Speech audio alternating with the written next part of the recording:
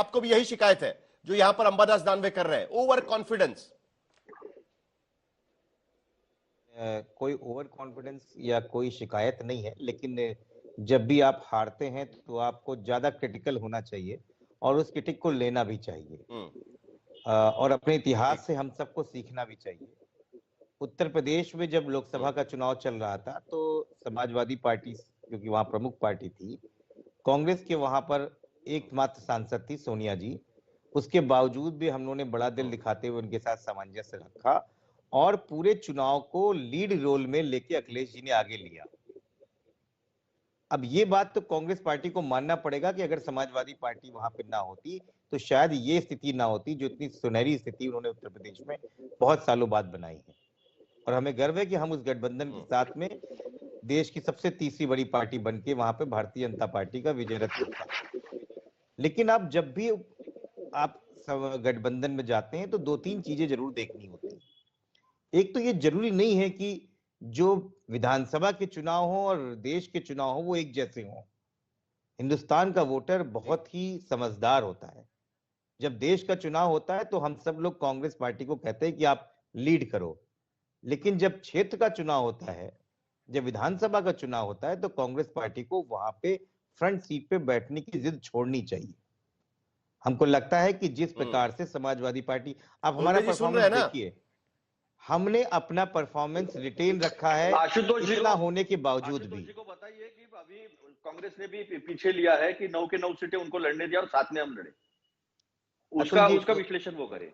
मैं विश्लेषण अगर वो करूंगा तो फिर आप जवाब नहीं दे पाएंगे, क्योंकि आपको भी पता है कि उत्तर प्रदेश। दीजिए, अरे कर दीजिए ना, अब चुनौती दी है तो कर दीजिए भाई। अगर ये टीवी में प्लेटफॉर्म पर आकर करना है, मीडिया के प्लेटफॉर्म पर आकर, पब्लिक प्लेटफॉर्म पर आकर ये बातें करनी है, अंदर बातें नहीं करनी है, जहां बैठे अभी सब झारखंड में, और प्रवक्ताओं को आकर बातें करनी है तो कर लीजिए। अतुल लौंडे पाटिल, बात आपने शुरू करी है इसलिए मैं आपको बोल रहा हूं कि क्या सीटें हमने दी क्या नहीं दी वो एक अलग बात है, लेकिन जो बात अगर कोई कह रहा है उसको सुनना भी चाहिए। आपकी परेशानी यही है। आप बताइए उत्तर प्रदेश में कितनी जगह एनएसयूआई के ताले खोले आज तक, कितने जगह आपके संगठन है? अगर हम फिर बोलेंगे तो फिर खराब लगेगा। आप समझिए कि अगर महाराष्ट्र में अगर आपको हार मिली है तो ईवीएम ने हार मिली है तो अलग बात है, जब जीत मिली तब आपने ईवीएम पे क्यों नहीं बोला था? तो वो विश्लेषण दूसरा है। आज विश्लेषण ये है कि क्या हम सम्मानजनक हारे हैं या बुरी तरीके से हारे, आप मानिए। और इसको इसमें बुरी क्या है? जनता ने आपको नकारा है तो इसको आप उसकी कारण ढूंढिए ना। और मेरे हिसाब से साफ साफ कारण है कि आप सहयोगी पार्टियों को इतनी तहरीर नहीं देते हैं। हम बार बार कहते रहे हैं कि आप हरियाणा में हमको मौका दीजिए, आप हमको जो भी सीटें देंगे हम आपको जिता के लाएंगे। और उसी बेल्ट में, आपको पता है हरियाणा की उस बेल्ट में भारतीय जनता पार्टी 95% के ऊपर जीत के आई है, जहां पे कांग्रेस पहले जीत सकती थी, जहां पे समाजवादी पार्टी जीत सकती थी। आप नहीं माने।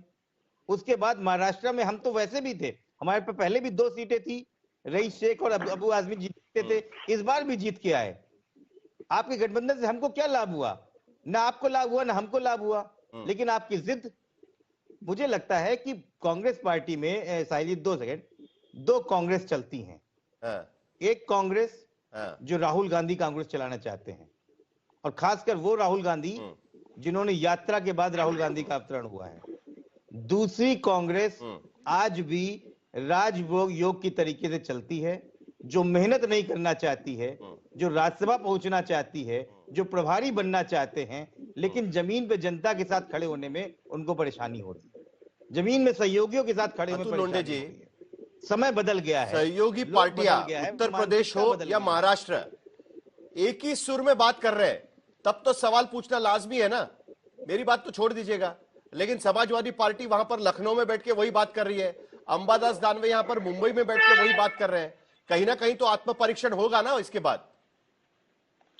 ऐसा है साहिल जी कि अभी ये मुझे बिल्कुल कतई ठीक नहीं लगता है कि पब्लिक प्लेटफॉर्म पर ऐसी बातें हो। आज देश अड़चन में है, आज लोकतंत्र को हाईजैक किया जा रहा है। जिस तरह से इलेक्शन कमीशन का और बाकी लोकतांत्रिक संस्थाओं का इस्तेमाल कर इस तरह के नतीजे आ रहे हैं, उस वक्त जब इकट्ठा रहना चाहिए तो पब्लिक प्लेटफॉर्म पर आकर बात करना, ये मुझे तो पर्सनली पॉलिटिकल इमैच्योरिटी लगती है। हमारे वरिष्ठ नेता है, अतुल जी, वो बैठकर इसके ऊपर बात कर सकते हैं। इसके बाद आप मुझे मत सिखाइए। सार्वजनिक जीवन में आपको सब बात सुननी चाहिए। सार्वजनिक जीवन में है, कोई प्राइवेट जीवन नहीं है आपका हमारा। आप जो बोलना चाहते हैं, जो आप कहना चाहते हैं, इस देश की पूरी जनता भी जानती है। कोई सीक्रेट मीटिंग नहीं है, इस बात को सबको पता था। आप क्यों नहीं इस बात को मानते हैं? आप हारते हैं तो मानिए। सीक्रेट मीटिंग की क्या बात है? नहीं, सीक्रेट बात की क्या? कौन सी सीक्रेट मीटिंग की बात हो रही है? पब्लिक प्लेटफॉर्म, क्या पब्लिक प्लेटफॉर्म क्या है? मुझे एक बात बताइए ना। हम सब लोग यहाँ पे अपने विचार व्यक्त कर सकते हैं। नहीं, ऐसा है, विचार व्यक्त, आपने विचार व्यक्त करना नहीं चाहिए, ऐसा मैंने नहीं कहा। मैंने मेरे तक बात रखी है। मैंने ये कहा कि वरिष्ठ नेता है जो इसमें पावर रखते हैं कि संगठन में क्या होगा, कैसे हमारे अलायंसेस होंगे, किस तरह से गठबंधन होंगे, क्या चर्चाएं होंगी, वो वरिष्ठ नेताओं का अधिकार है। तो वो उनके प्लेटफॉर्म पर ये बातें होनी चाहिए। हमने पब्लिक प्लेटफॉर्म पर आकर बात करना, ये मुझे ठीक लगा। पाटिल, कम से कम वरिष्ठ नेताओं की बात सुननी भी चाहिए आपके नेताओं को। अंबादास जी को करना है, अंबादास जी को जो बात करना है वो कर सकते हैं। आपको जो बात करना है आप कर सकते हो। मैं मेरे तक सीमित रख रहा हूं कि वरिष्ठ नेता जो है वो बैठेंगे, वो अखिलेश यादव जी है, खड़गे जी है, राहुल जी है, उद्धव जी है, वो बात करेंगे। उनके बिहाफ पर मैं बात नहीं कर सकता हूं, ये मैंने रखा है। चुनाव के पहले ये बात होनी चाहिए थी। चलिए अजय आलोक जी, आज तो आपके पास आने की जरूरत ही नहीं पड़ी भाई। कांग्रेस के साथ में उनके दोनों अलायंस पार्टनर से भिड़ गए।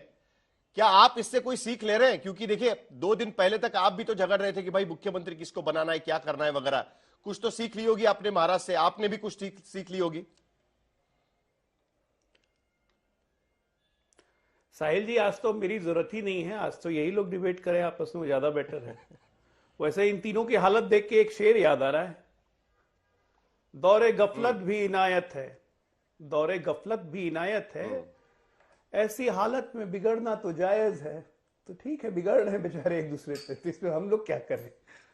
देखिए, ऐसा है कि महायुति या एनडीए का गठबंधन जहां कहीं भी है बहुत मजबूती के साथ है, क्योंकि परस्पर विश्वास और एक साथ ही आइडियोलॉजी के साथ है। वहां पे कॉन्ट्रडिक्शन ऑफ आइडियोलॉजी नहीं है। वहां ये नहीं है कि एक बार हम हिंदुत्व करते रहे, कांग्रेस की दुकान बंद करते रहे, फिर जाके कांग्रेस की गोद में बैठ गए।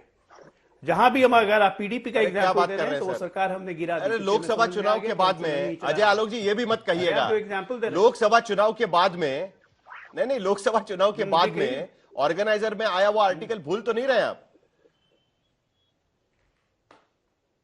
बिल्कुल ऑर्गेनाइजर में आया हुआ आर्टिकल नहीं भूल रहे हैं, और राजनीतिक प्रतिद्वंदता में हम कभी अपनी बेसिक आइडियोलॉजी नहीं छोड़ते हैं।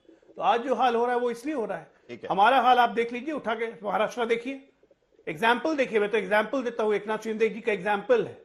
कल प्रेस कॉन्फ्रेंस करके सब अटकलें लगा रहे थे, क्या बोलेंगे, नहीं बोलेंगे, क्या हो जाएगा, ये आके बोला कि सीधा प्रधानमंत्री अमित शाह जो फैसला करेंगे मुझे मंजूर है, हम लोग भाजपा के साथ हैं। अजीत पवार को देखिए, दिल्ली उतरते पहली प्रेस कॉन्फ्रेंस में खुला अनाउंसमेंट, बीजेपी क्या करेगी, बीजेपी के नेतृत्व में लड़े हैं। ये होता है सॉलिडारिटी।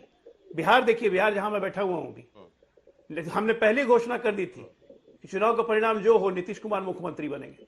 पद के लिए यहां पे छीना झपटी कौओं की लड़ाई नहीं है।